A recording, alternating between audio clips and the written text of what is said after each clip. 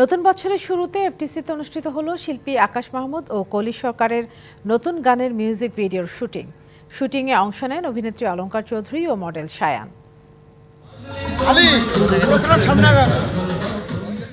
নতুন বছরে বাংলা গানে ভিন্নধর্মী চমক নিয়ে দর্শকদের সামনে হাজির হচ্ছেন পরিচালক নাজমুল ইভান। 2 দিনের শুটিংয়ে শেষ হয়েছে বিগ বাজেটের এই মিউজিক ভিডিওর শুট।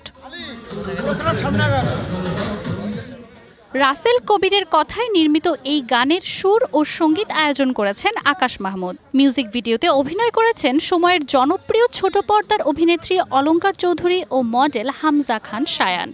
বরাবরের মতো খুব ভালো লাগছে। 2024 সালে আমি কালাচান 2 দিয়েছি বাংলা মিউজিক ইন্ডাস্ট্রিকে, এবং ইনশাআল্লাহ 2025 সালে আমি পাগলা পাগলি গান দিচ্ছি, যেটা আসলে প্রতিটা প্রেমিক প্রেমিকা এবং প্রতিটা মানুষের মনে একটা অন্যরকম দোলা ভাইব দেবে।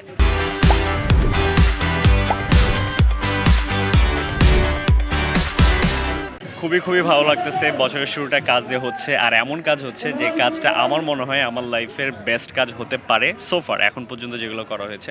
সঙ্গীত প্রেমীদের নতুন কিছু উপহার দিতে সবসময় ভালো লাগে বলে জানান শিল্পী কলি সরকার।